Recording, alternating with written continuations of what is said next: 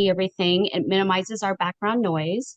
Again, if you have any questions, Eric's going to be dropping in the Google link into the chat, and we'll record those there. And we appreciate you joining us for an IMSE refresh, kind of level up your game.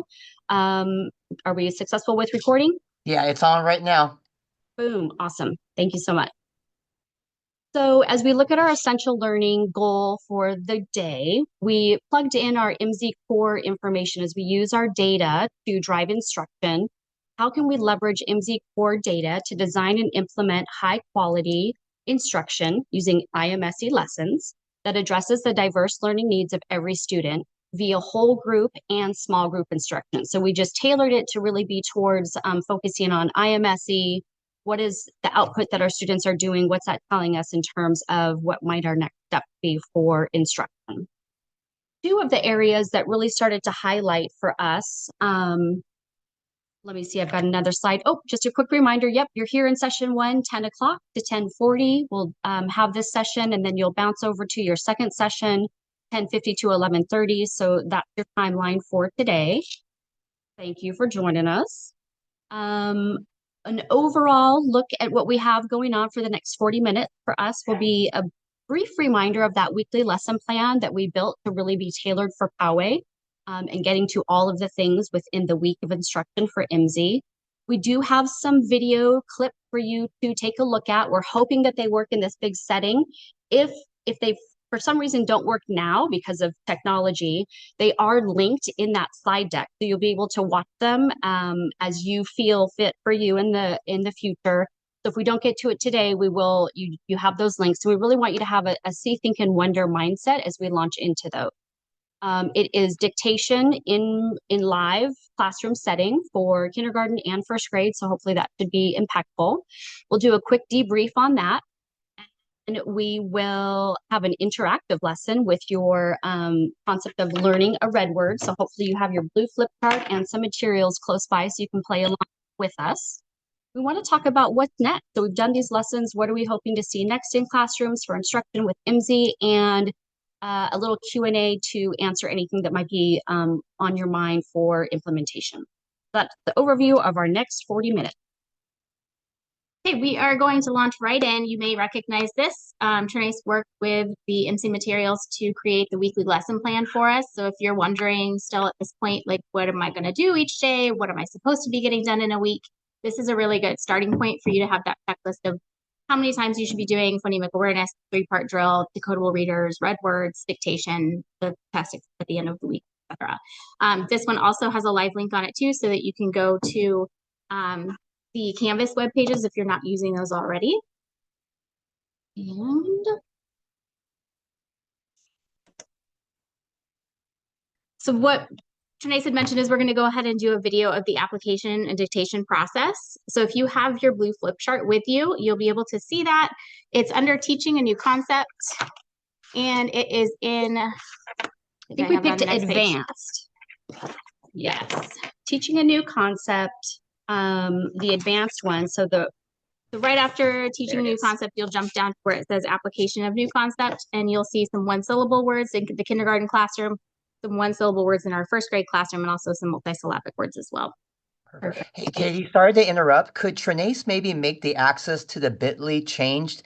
They are not able to access it right now. And sorry for the interruption. I know. Rookie maneuver. I just updated it. You can get in now. Give us a thumbs up. That looks like I've done it properly. Awesome. Thank you. Sorry about that. Okay. And before we show that, as a reminder, the dictation is the kinesthetic activity that you're using to help them physically represent each sound with that pounding and tapping, and also why it's so important to do this more than just that once a week. Anything to add on that before we show? Yeah, I wanted to say that as we are moving through, and we'll get to this on the next slide, really being mindful of the scaffold of the hands and the circles and not lifting that scaffold off too soon. As our kindergarten students get ready for first grade, really having the idea between, I know, one card, one sound, one tap, because when I see an SH, a digraph, or when I get into a blend, being secure in the kindergarten level will really help them with branching into first grade and digraphs blends, multisyllabic words. So don't take that scaffold away too soon. Second grade probably is a good time. Kindergarten, I would hope to see it still. And this is where we've got a slide to remind you of what your options are. I know kindergarten teachers a lot of times say they can't do that dexterity piece with that, pinky and on over. Another great solution is this one here that has just where they can point to the 1, 2, and 3 and then read the whole word. Okay, so let's see if our video works. We're gonna try. So we're gonna start with Trinace in a kindergarten classroom and how she helps these students with just the 1-syllable CVC words. The first word is, ready for it? You guys gotta watch me, eyes on me. Our first word is fib. A little lie is called a fib. Watch me on the camera up there. Fib. Fib. Now do it with me. Pound. Fib. Tap. Fib. Your turn. Let me see it one more time. Fib.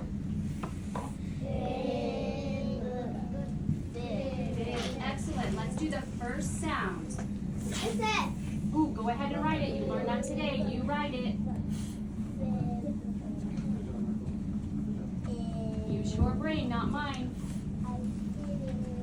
What's our next sound? I. You write it. You only need one. B. It's B now. Good B. If. What about our third sound? Fib. B. I hear a B. Check. Write it down. Check your work. All right. If yours looks like mine, Check your work. rewrite it on the next line. And put your pencil in the air so I know you're ready. I did it the wrong way. Excellent. I see one pencil up. I see another pencil ready. Not him. And you need to rewrite it. Oh, look, this is red and this is red. Here comes our next word. Pencils up if you're ready. Let me see. Eyeballs this way so I can tell. Thank you. Our next word is fat. My dog is a little fat. Watch me up on the camera, up on the screen. Watch me. Fat. At. Fat. With me. Fat. At. Fat. Your turn.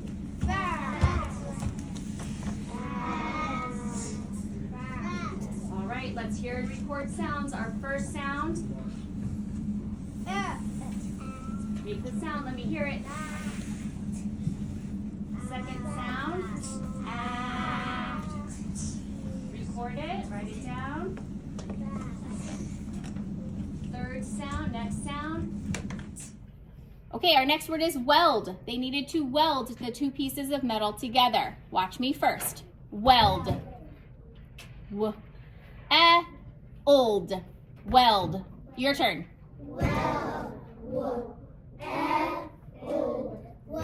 Okay, write it on the sound lines.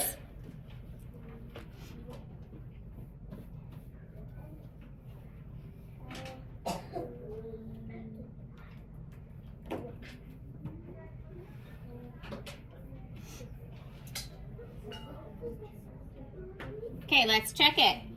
I have w. Old. What two letters are in my ending blend? L-P. Excellent. Okay, check yours with mine, then rewrite.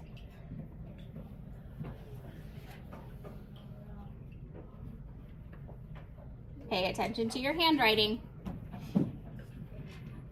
Pencils down, hand on top when you're ready for number 4 is help. I needed help carrying the heavy bag. Watch me first. Shh. Watch me first. Ready? Help. Help. Your turn. Good. Write it on the sound lines. Number 4.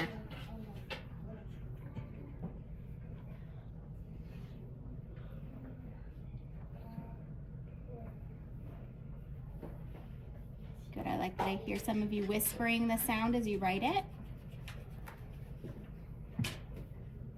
Okay, here we go. Ulp. What two letters are in my ending blend? LP spells ulp. Check yours with mine, then rewrite on number 4. I will come check as you're writing.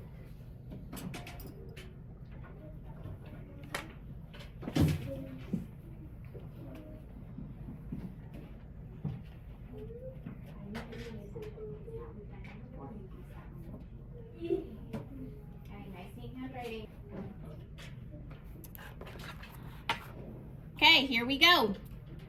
Number 5, himself. He did a good job of keeping his hands to himself. Watch me, we're gonna pound those 2 syllables. Ready? Pound them with me actually for the syllables. Here we go. Himself, because we've been practicing that a lot. I'm gonna do it and then you're gonna do it. Himself. Your turn. Okay, first syllable. Yes, here we go, let's do it together. Him. Him. Right.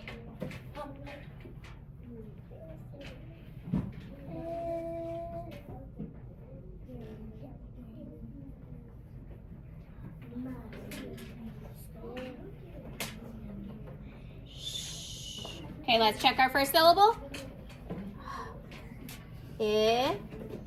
Down, bounce back up, make a hump. All right, ready to pound your second syllable? Okay, here we go. Let's pound our second syllable together. Here we go, ready? Self. Self. Write your second syllable.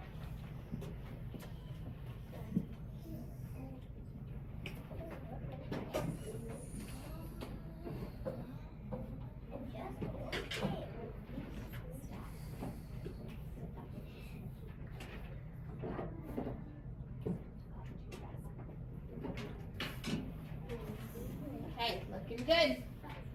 Let's check our second syllable.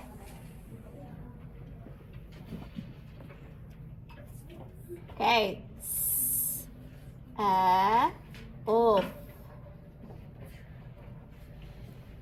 Okay, check yours with mine, and then let's rewrite our 2-syllable word on line number 5.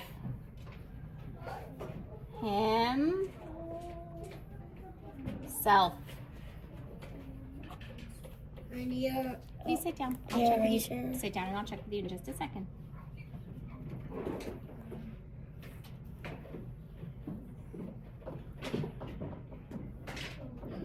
Okay.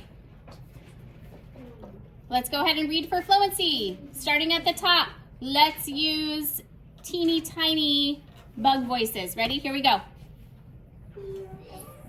Good. Ready?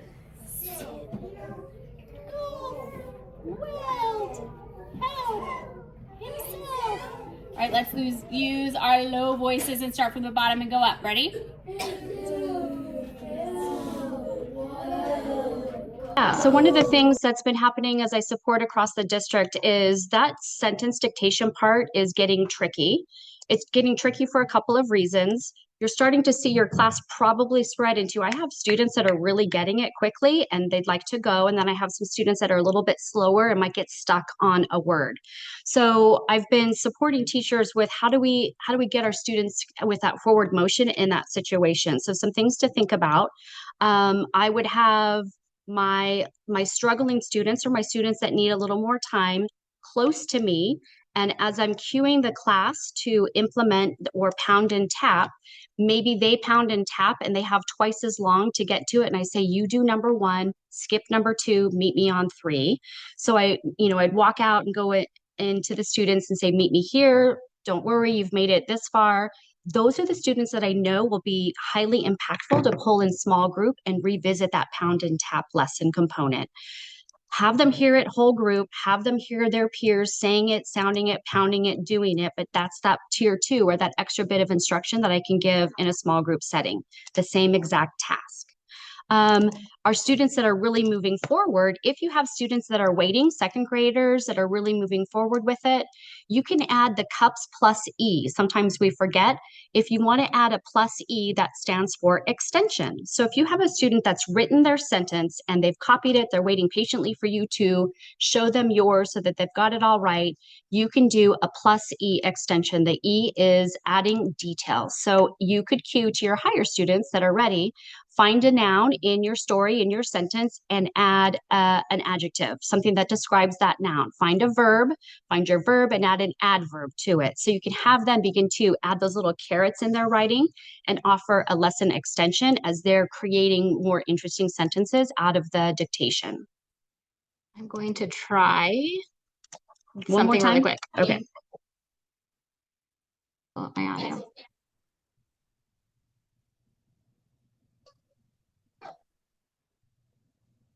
Not Katie, not working.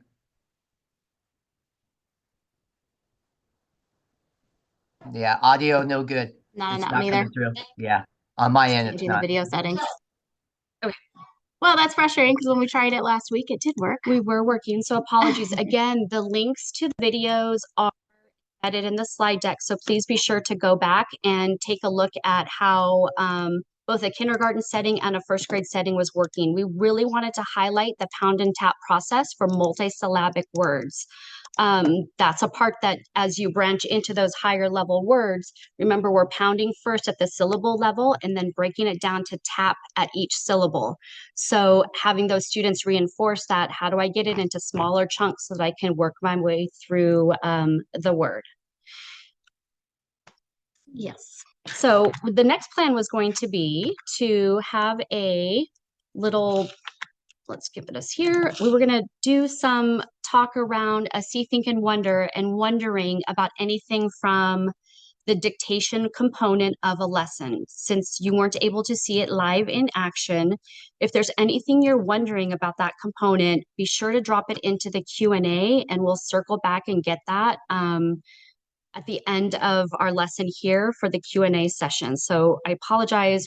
The true goal is going to be for me to add some videos myself, other classroom teachers, any of you that would love to have a recording happen in your classroom so that teachers could see IMSE in action and really starting to tighten up that process of, you know, I'm using that blue flip chart. My teacher language is very tight. My students are right on track with me. If not, how am I compensating or supporting them if they need to get caught back up with us? So any wonderings about the pound and tap or the dictation section of your lesson component, drop a question into the Q&A document and we'll be sure to circle back for it. Or even things that you're struggling with in your own classroom. What are you having a hard time with Mm. dictation fitting in? What are you having a hard time with your students understanding it or with the process of it with your students? Perfect. Again, teachers, we talk too much. So just make sure that you hold true to that blue flip chart and that'll keep you right on track. If you're like the timing, I just can't fit everything in. So get it nice and tight and we'll be able to work through that. And speaking of blue flip chart and timing, I'd love to launch into an interactive red word session. Now, this process is going really well across campuses as I look at implementation. It feels really solid. There are a few things that we can shore up about red words. Remember, red words have nothing to do with phonological awareness. We're not really sounding out words. We're not pounding and tapping any red words. We're just talking about expected and unexpected sounds within a red word. So really making sure that I'm not getting any of that phonological awareness into this, really looking at, there are a lot of things in our language that are unexpected. The word that we're going to do today, I've chosen as more of an adult word or an advanced word, maybe for second grade students, on purpose, because I want your brain thinking of how are you mapping this word so that you can remember it. As you remember in the training that we did, the word was Fahrenheit. You know how to spell Fahrenheit, and why would you? Well, we all mapped that. Remember when we did our practicing when we trained. So we've got a red word experience today that I'm going to bump over to my camera if we can get that set up. Hopefully this works for us. Okay, I'm gonna have to stop sharing, right? Yeah. So to do the red word activity reminders, you're going to need a blank piece of paper. We zoom up a little bit so it's not so, is that over here? Yep. This one towards you. We'll need a blank piece of paper, your sound tiles, that screen, and I always like to encourage the blue flip chart. So the first thing that I'm going to have students do, we're going to introduce that new red word. We're going to talk about how many sounds they hear. Students can have their own tiles or they can kind of push and count on their own. Ideally, they would have a set of tiles in front of them. But the word today is maneuver. She had to maneuver her car into the small parking spot. Maneuver. So how many sounds would you expect to see in the word maneuver? So everybody's pushing on their own. The students are working.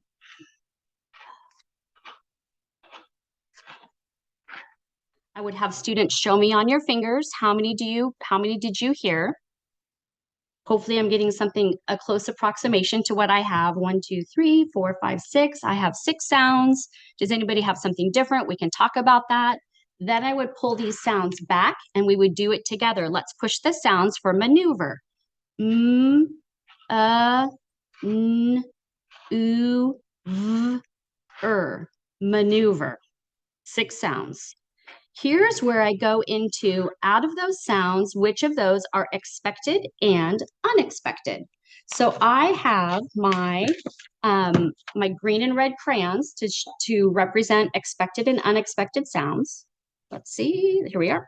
My first sound is What's the sound that the letter you expect to see for Katie, children, class?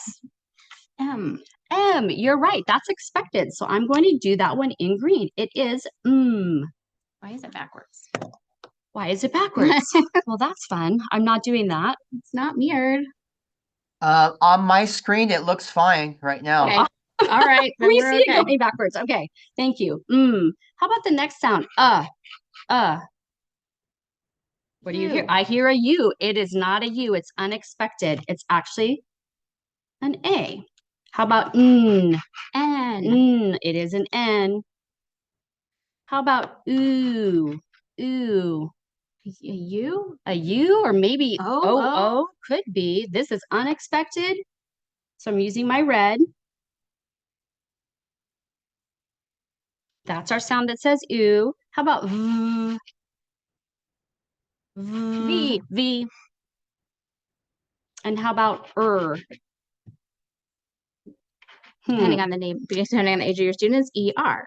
Depending on where you are, ER. probably at this point, our R. students, if we're writing the word maneuver, that's a juicy word. They might already know the R controlled, the ER at the end. If not, it would be unexpected. But for our purposes, let's say, yep, you know, at the end of the word is ER. So our word is maneuver. So I've given the scaffold of expected and unexpected sounds.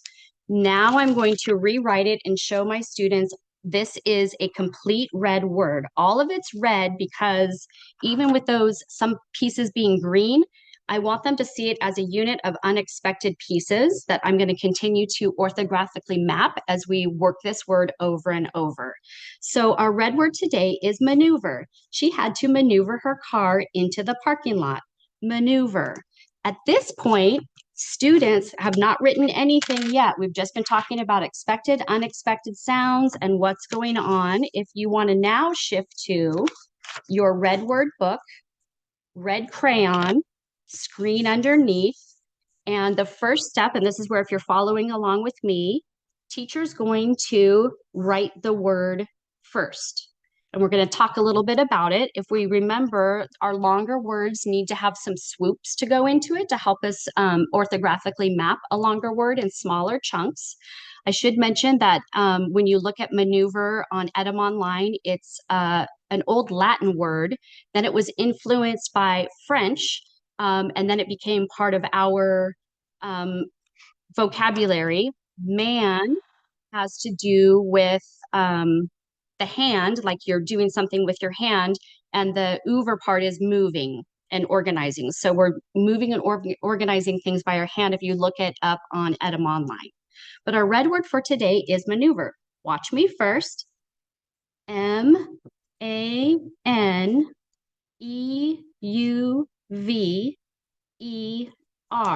maneuver, your turn.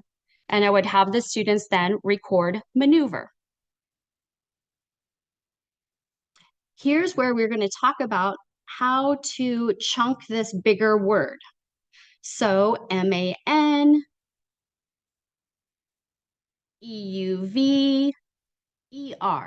maneuver.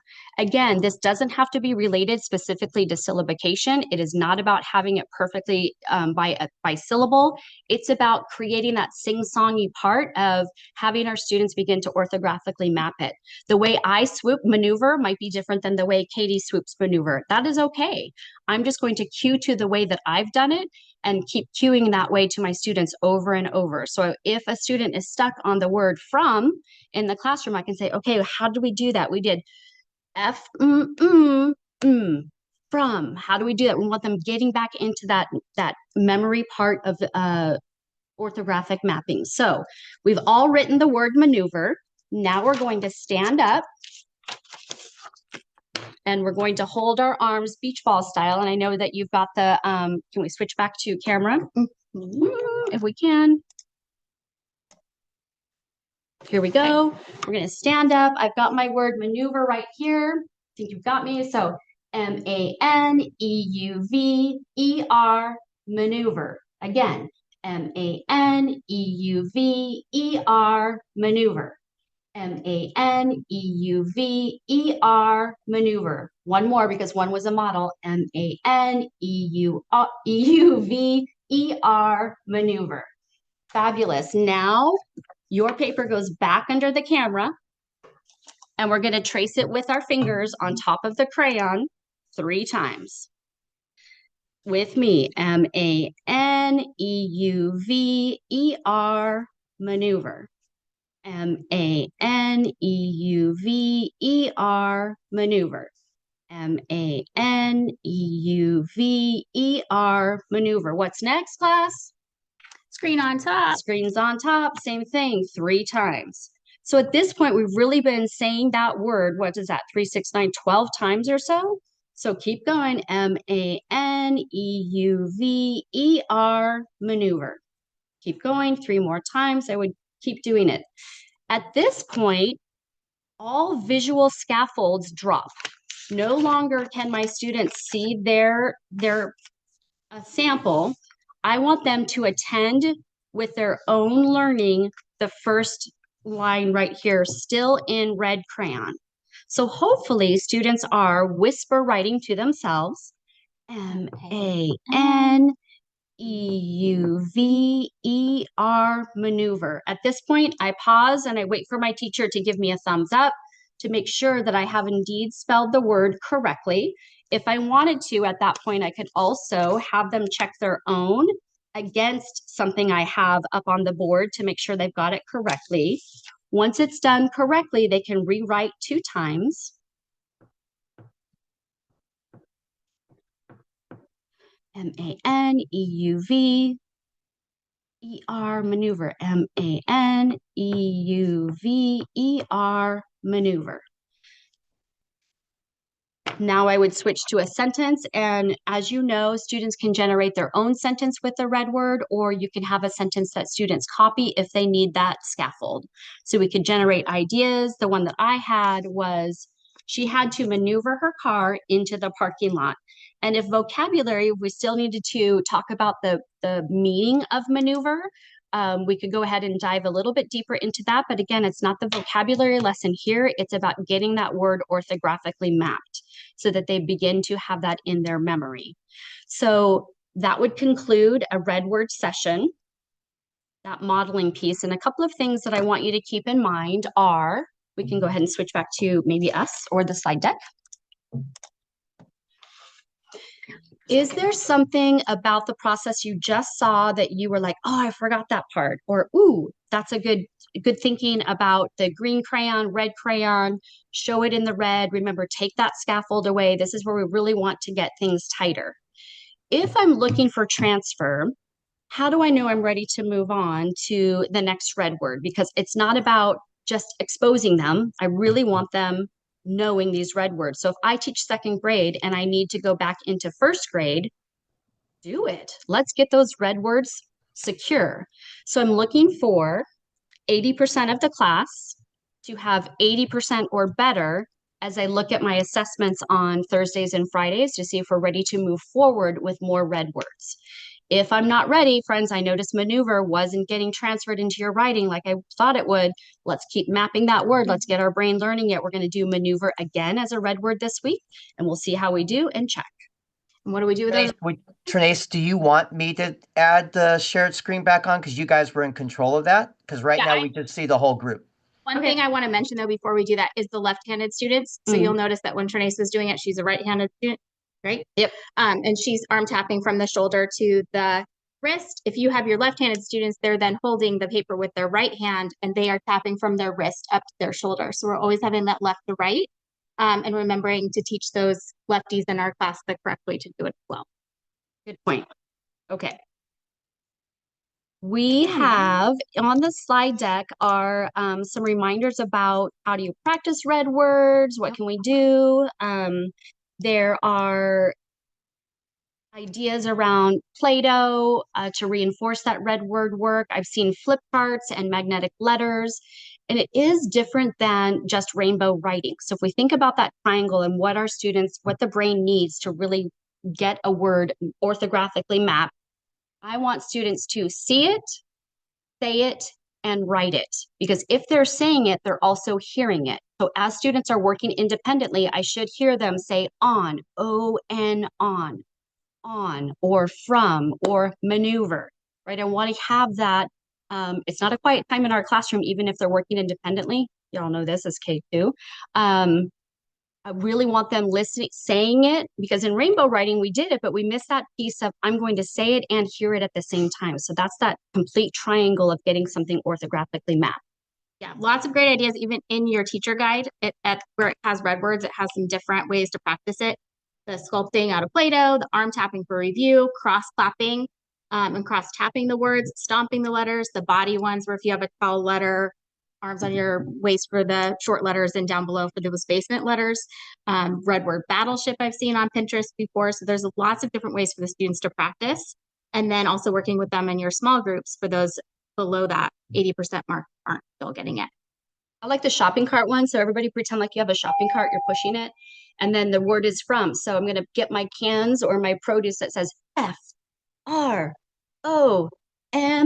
from. Put it in the basket and you're doing your little shopping cart dance. I mean, there's so many fun things that you can do that get the kids up and moving around. Great way to break up dictation too, right before you do red words. Yes. Practice that as well. And did you want to do? No. Okay. Okay, so what's next? We've mentioned small group instruction quite a few times today. And I know from talking to different teachers that is an area where we kind of go, what am I supposed to do? So we're going to talk just a little bit about small group instruction. And this is a great time where you can hit phonemic awareness for your students. Maybe there's some that on the core assessment, we're struggling with some different pieces. That's a great time to reinforce that with them.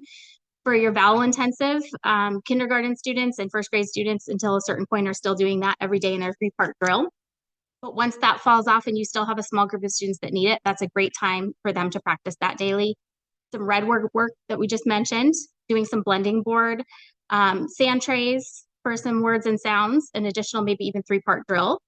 Some decodable readers, whether it's the ones that the district had printed off for us, whether you have extra sets or even just the 1-page printout where they can do some highlighting of the words and reading with you.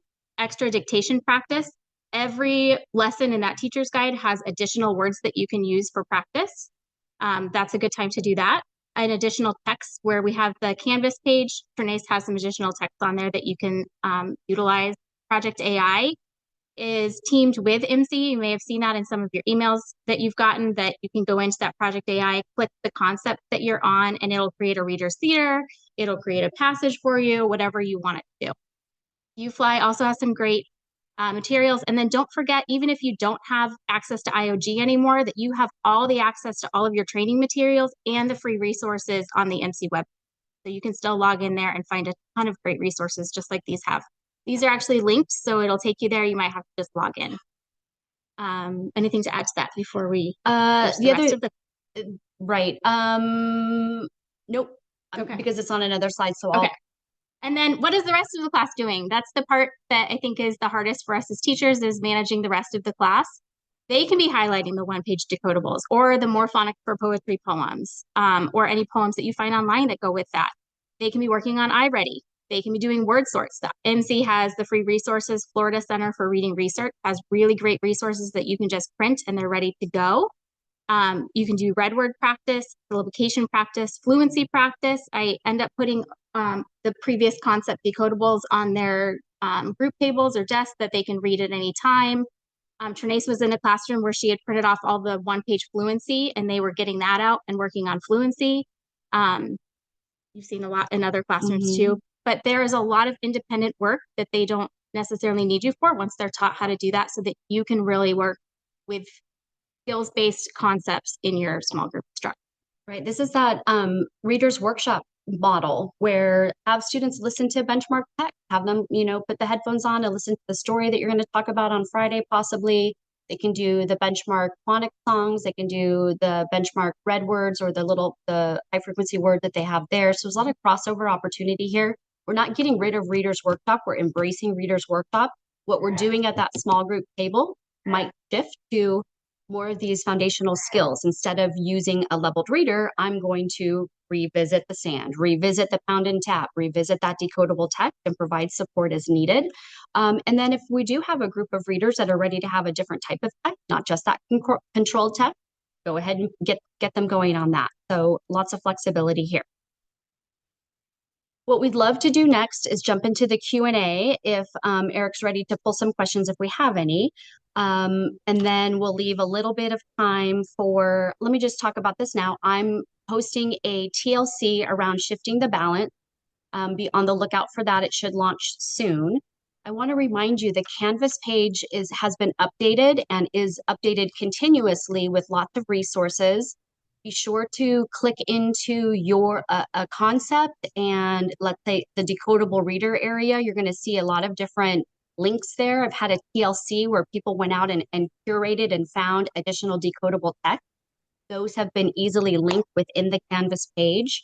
The text here on your slide that says decodable readers is another organic fluid piece that I've been gathering information on.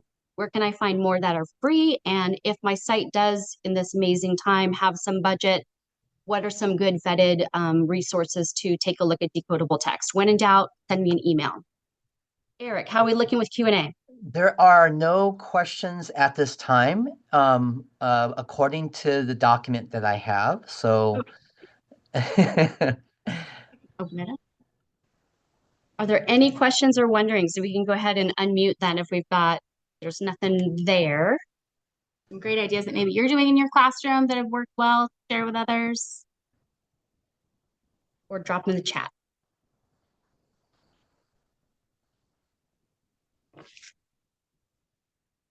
Thought we were going to run out of time.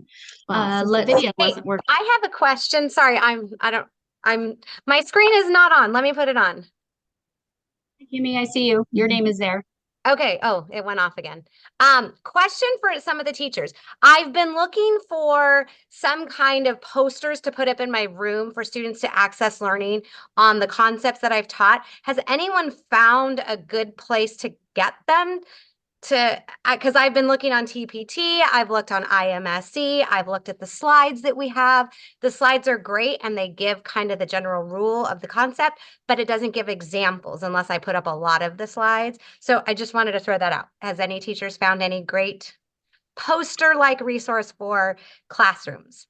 I use the IMSE posters. I purchased those and have those up in my room. So like the cat kite rule I have up constantly, all of the digraphs, vowels, each one of how you read the lefty Larry, grapheme, grasshopper, all of those I have up. Is that what you're thinking of, or for each concept? I was looking for each concept. Like if after I've taught a concept, then I can have a resource up on the wall that has either the concept with a couple of like word examples. So that's kind of what I was looking for. Yeah, that's a good question. I usually just leave up my brainstorming, but maybe somebody else has another great idea that they've been using. Typically, the concepts, not every concept has a rule. right? So I would be reinforcing or having my students use anchor charts on a concept that have a rule, like the doubling rule or the cat kite rule or the drop rule. So really anchoring back to parts in the classroom or spaces in the classroom where can you go and double check, is that a 111 word? What does that even mean? Check it. Have that process on an anchor chart somewhere for students to go and check as you cue them to problem solve tricky places. So not everything needs a rule. So it'll tell you in your concept if, yep, this one is a rule, and just start banking or building some resources around there. But Anchor charts. yeah, anchor chart. Anything else? We have about 2 minutes. Nothing in the chat right now, Trinace and Katie. And we may have some people who are coming in a little early for your next session. I think So so. if you'd like, I can stay on and monitor again, so you don't have to explain this to the other principal. It's up to you both. Do you have another? Well, let's see. The other thing I want you to know is that when you finish today, there is another TLC opportunity if you want to attend the video recording sessions of other sessions that you weren't able to attend. There's a 5-point TLC that you would listen to those recordings and do some reflection on those recordings, and then turn that in as part of a TLC to gain 5 points based on today's complete catalog of choices, because there were a lot of juicy ones out there. So just know that you have that opportunity as well. If at any time you have any questions, please reach out.